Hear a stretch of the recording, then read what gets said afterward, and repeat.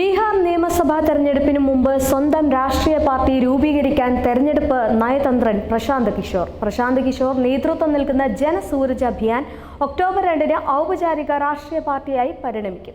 ഈ പരിവർത്തനത്തിന് അടിത്തറ പാകുന്നതിന് 8 സംസ്ഥാനതല യോഗങ്ങളുടെ ഒരു പരമ്പര ജനസൂരജ് ഷെഡ്യൂൾ ചെയ്തിട്ടുണ്ട്. അടുത്ത ഏതാനും ആഴ്ചകൾക്കുള്ളിൽ തന്നെ ചേരുന്ന ഈ യോഗങ്ങളിൽ ബീഹാറിലുടനീളം പ്രചാരണവുമായി ബന്ധപ്പെട്ട 1.5 ലക്ഷത്തിലധികം ഉദ്യോഗസ്ഥരെ പങ്കെടുപ്പിക്കാനാണ് നീക്കമുള്ളത്. ഈ യോഗങ്ങളുടെ പ്രാഥമിക അജണ്ട പുതിയ പാർട്ടി രൂപീകരണ പ്രക്രിയയ്ക്ക് അന്തിമ രൂപം നൽകും. അതിൽ നേതൃത്വ ഘടന സ്ഥാപിക്കുക, ഭരണഘടനയുടെ കരട് തയ്യാറാക്കുക, പാർട്ടിയുടെ മുൻഗണനകൾ നിശ്ചയിക്കുക എന്നിവ ഉൾപ്പെടുമെന്നാണ് അറിയാൻ കഴിയുന്നത്. ഇതിനായി ജില്ലാ ബ്ലോക്ക് തല ഭാരവാഹികളുടെ യോഗം ഇന്ന് പട്നയിൽ ചേർന്നിരുന്നു. പ്രശാന്ത് കിഷോർ തന്നെയാണ് ജനസൂരജ് പ്രചാരണത്തിന് പിന്നിലെ ചാലകശക്തി. ബീഹാറിൽ പരിവർത്തനാത്മകമായ മാറ്റം കൊണ്ടുവരിക എന്ന കാഴ്ചപ്പാടോടെ ആരംഭിച്ച ക്യാമ്പയിൻ വിദ്യാഭ്യാസം, ആരോഗ്യം, തൊഴിൽ തുടങ്ങിയ പ്രധാന വിഷയങ്ങളെ അഭിസംബോധന ചെയ്ത് താഴെത്തട്ടിൽ പൊതുജനങ്ങളുമായി ഇടപഴകുന്നതിൽ ശ്രദ്ധ കേന്ദ്രീകരിച്ചിരിക്കുന്നു. മഹാത്മാഗാന്ധിയുടെ ജന്മദിനമായ ഒക്ടോബർ 2-ന് പാർട്ടി രൂപീകരണത്തിന് തെരഞ്ഞെടുക്കുന്നതിലൂടെ വ്യക്തമായ സന്ദേശം നൽകാനാണ് പ്രശാന്ത് കിഷോർ ശ്രമിക്കുന്നത്.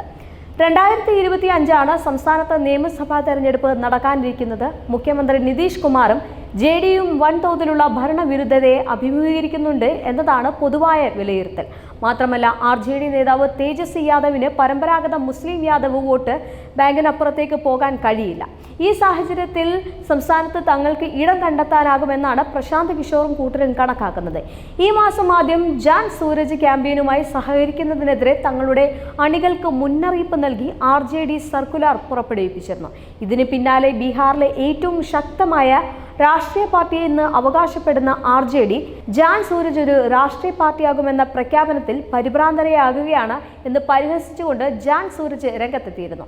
2023 നവംബറിലാണ് സംവരണം 65% ഉത്തരവ് ബീഹാർ നിയമസഭ പാസാക്കിയത്.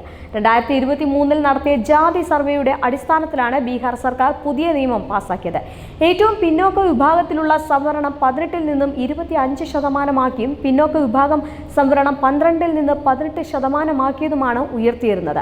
പട്ടികജാതി സംവരണം 16%ആക്കിയിരുന്നത് 20%ആക്കി ഉയർത്തിയിരുന്നു. പട്ടികവർഗക്കാർക്കുള്ള സംവരണം 1%-ൽ നിന്ന് 2%ആക്കിയുമാണ് വർദ്ധിപ്പിച്ചിരുന്നത്.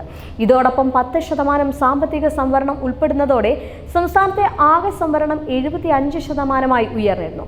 തുല്യമായി ബന്ധപ്പെട്ട ഇന്ത്യൻ ഭരണഘടനയുടെ 15, 16 വകുപ്പുകൾക്കെതിരെയാണ് നിയമമെന്നായിരുന്നു പട്ന ഹൈക്കോടതിയുടെ കണ്ടെത്തൽ.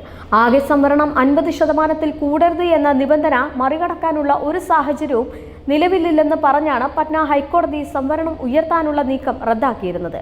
ഇന്ദിരാ സഹൈറ്റ്നി കേസിലാണ് സംവരണം 50%-ൽ കൂടാൻ പാടില്ല എന്ന ഉത്തരവ് സുപ്രീം കോടതി പുറപ്പെടുവിപ്പിച്ചിരുന്നത്.